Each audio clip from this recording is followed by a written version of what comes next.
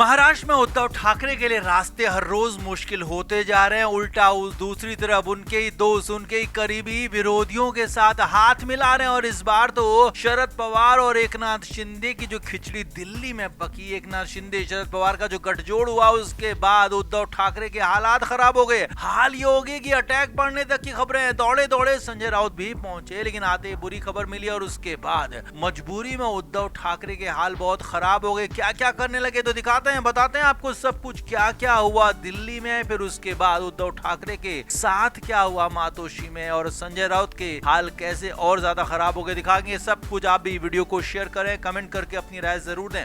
तो दिल्ली के ताल कटोरा स्टेडियम में एक प्रोग्राम का आयोजन हुआ और इस प्रोग्राम में मराठी समुदाय को लेकर एक प्रोग्राम था। तो इसमें उद्धव ठाकरे के सबसे बड़े दुश्मन कहे जाने वाले एकनाथ शिंदे को सम्मानित किया गया। और एकनाथ शिंदे को सम्मानित करने वाले कोई और नहीं थे बल्कि उद्धव ठाकरे, जिन्हें अपना गुरु मानते हैं, दोस्त मानते हैं, करीबी मानते हैं, वही शरद पवार थे। जी हाँ, शरद पवार ने एकनाथ शिंदे को सम्मानित किया और यहाँ तक एक दूसरे की तारीफ भी की। भरे मन से शरद पवार ने एकनाथ शिंदे के काम की, उनकी तारीफ की। तो एकनाथ शिंदे ने भी कहा कि शरद पवार के साथ उनके अच्छे संबंध हैं, उनकी लगातार बातचीत होती है और उनके बीच में अच्छी बातचीत होती है। अब जैसे ही दिल्ली में ये सब कुछ हुआ तो मुंबई में पारा गर्म हो गया। एक तरफ तो पहले संजय राउत ने हमला कर दिया। संजय राउत ने कहा कि ऐसे जो भी पुरस्कार दिए जाते हैं तो वो या तो फिर खरीदे जाते हैं या बेचे जाते हैं। और यही नहीं, संजय राउत यहीं पर नहीं रुके। संजय राउत ने सवाल भी उठा दिया शरद पवार पर कि ऐसे लोगों के साथ आप कैसे जा सकते हैं। शरद पवार को ये इस कार्यक्रम में शामिल नहीं होना चाहिए था।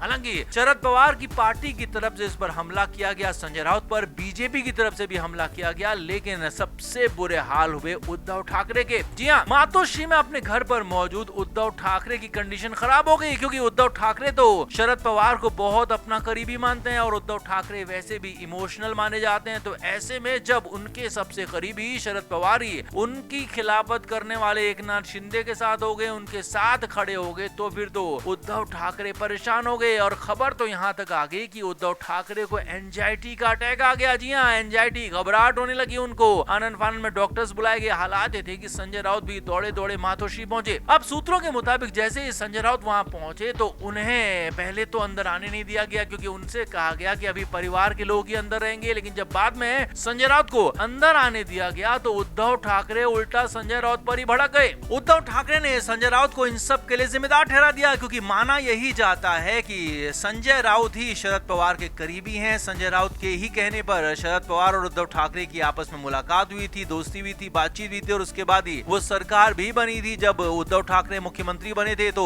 दोनों के बीच में ब्रिज के तौर पर काम संजय राउत ही करते हैं। तो इसीलिए अब सामने उद्धव ठाकरे के शरद पवार तो थे नहीं, तो यहाँ पर संजय राउत ही सामने थे। तो संजय राउत पर पूरी तरह से भड़क गए, नाराज हो गए। हालात थे कि संजय राउत को मारने के लिए चप्पल तक उठा ली, ऐसी खबरें आ रही। जी हाँ, चर्चाएं यहाँ तक हैं कि उद्धव ठाकरे पूरी तरह से फ्रस्ट्रेटेड होकर संजय राउत पर भड़क गए और यहाँ तक कह दिया कि संजय राउत, तुमने मुझे कहीं का नहीं छोड़ा है। अब हालात बहुत बुरे हैं, क्योंकि एक तरफ तो उद्धव ठाकरे के लिए अच्छा कुछ भी नहीं हो रहा है। लोग लगातार पार्टी छोड़कर जा रहे हैं, नेता छोड़कर जा रहे हैं, कार्यकर्ता उनके पास नहीं है। और उल्टा दूसरी तरफ जो उनके पुराने सहयोगी हैं, पुराने जो उनके नेता दोस्त हैं, करीबी हैं, तो वो लोग भी अब विरोधियों के साथ खड़े हो रहे हैं। और वैसे भी शरद पवार का भरोसा कभी किया नहीं गया है महाराष्ट्र की राजनीति में, वो कब किस तरफ चले जाएं किसी को नहीं पता होता। और अब इस बीच तो वो अजीत पवार से भी करीबी दिखा रहे हैं और इधर एकनाथ शिंदे से भी करीबी दिखा रहे हैं। तो ये उद्धव ठाकरे के लिए अलार्मिंग नहीं बल्कि सर पर बाढ़ आने जैसी सिचुएशन है। इसीलिए उद्धव ठाकरे भड़क गए और इसीलिए उनको एंजाइटी अटैक तक आ गया और संजय राउत के हाल खराब कर दिए। तो कुल मिलाकर उद्धव ठाकरे के लिए रास्ते बहुत मुश्किल नहीं बल्कि अब आगे के रास्ते नामुमकिन होते जा रहे हैं। अब उनको अपने बेटे का भविष्य बचाना है, बेटे का करियर बचाना है, तो कुछ न कुछ कदम उन्हें उठाना ही होगा, नहीं तो उनके लिए अब आगे महाराष्ट्र की सियासत में कुछ बचने वाला नहीं है। आप क्या इस पर मानते हैं? आपकी क्या राय है? कमेंट बॉक्स में जरूर बताएं, वीडियो को शेयर भी करें।